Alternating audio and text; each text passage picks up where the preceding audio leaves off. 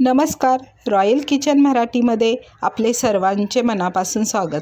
आज आपण तांदळाची खीर बनवणार आहे। अगदी रबडीसारखी रुचकर आणि कमीत कमी साहित्यामध्ये ही रेसिपी आपण पाहणार आहे, तर शेवटपर्यंत हा व्हिडिओ पहा। आता तांदळाची खीर बनवण्यासाठी 1 लिटर गाईचं दूध घेतलेलं आहे। त्यानंतर अर्धा वाटी मी बासमती तांदूळ घेतलेला आहे, तो अर्धा तास भिजायला ठेवला होता।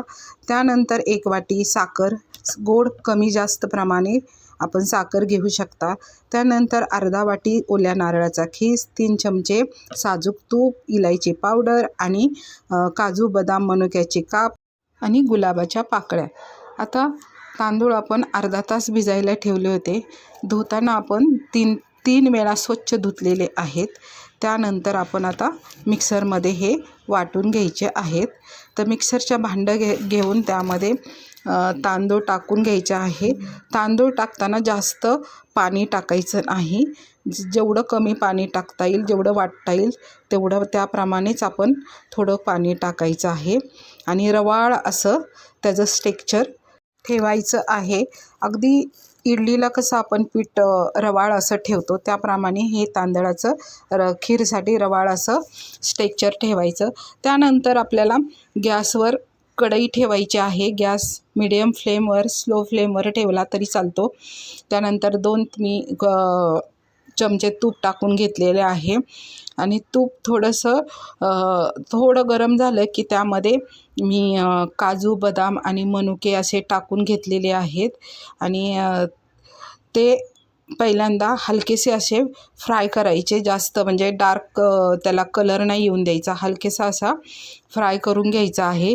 त्याच्यानंतर त्यामध्ये मी लगेचच खोबऱ्याचा किस टाकलेला आहे। ओल्या नारळाला थोडंसं पाण्याचा अंश असतो, त्यामुळे थोडंसं आपल्याला परतून छानपैकी असं कोरडं करायचं असतं। 1-2 मिनटं परतला की त्याचा पाण्याचा अंश कमी होतो आणि खीरमध्ये ओल्या नारळाचा किस टाकला ना, अगदी त्याच्यामध्ये खूप छान असं नारळाचा चव येते। त्यानंतर त्यामध्ये आपण दूध टाकून घेतलेलं आहे। गॅस स्लो फ्लेमवरच ठेवलेला आहे आणि दूध आता चांगलं उकळून द्यायचं आहे। आता आपल्याला खीर म्हटलं ना, आपल्या घरात सर्वांनाच आवडतं, लहानांना पण आवडते आणि मोठ्यांना पण आवडते। आता पुरीबरोबर खीर खायला किंवा नुसती जरी खायला अगदी रबडीसारखी खूप छान लागते खीर ही। थंड केली ना फ्रीजमध्ये तर अजून त्याला रुचकरपणा येतो।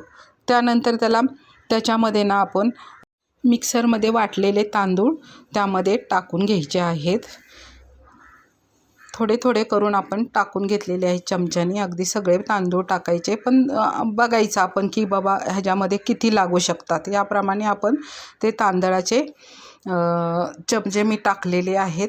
त्यानंतर एकसारखं हलवून घ्यायचं, नाहीतर काय होतं खाली तांदळाचं जे आपण टाकले ते खाली असं चिटकून राहतं।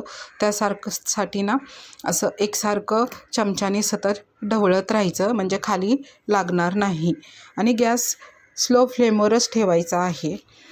आता पूर्ण तांदूळ शिजेपर्यंत सतत आपल्याला ढवळत राहायचं आहे। हे बघा, अशा पद्धतीने सतत ढवळत राहायचं आहे चमच्याने। खीर थोडीशी दाटसर झालेली आहे, कारण दूध कमी कमी होते आणि तांदूळ आहेत नातले ते शिजत चाललेले आहेत। तर त्या स्टेपला आपण 1 वाटी साखर टाकायची आणि तेही चांगलं ढवळून घ्यायचं आहे। पूर्ण साखर विरघळून द्यायची। खिरीमध्ये पूर्ण असा गोडवा उतरला पाहिजे आणि ह्याचं टेक्स्चर पण बघा किती दाटसर झाले आणि 1 मिनटं फक्त आपण झाकून ठेवायचं,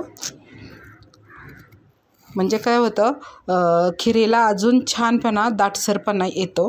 तर 1 मिनटाने पुन्हा काढून बघायचं। हे बघा किती छानपैकी झाली, घट्ट अशी, त्याला किती छान टेक्स्चर आलेलं आहे, अगदी रबडीसारखी खीर तयार झालेली आहे। आणि त्यामध्ये आता इलायची पावडर टाकून घ्यायची आहे आणि ती पूर्ण ढवळून घ्यायचं आहे. खूप छान झालेली आहे खीर. गॅस बंद करून ठेवलेला आहे आणि इलायची पावडरचा पूर्ण स्वाद उतरलेला आहे. एकदम मस्त अशी आपली खीर झालेली आहे. तांदळाची खीर ना प्रत्येकाच्या घरात करतात. या पद्धतीने केलेली खीर एकदा करून बघा.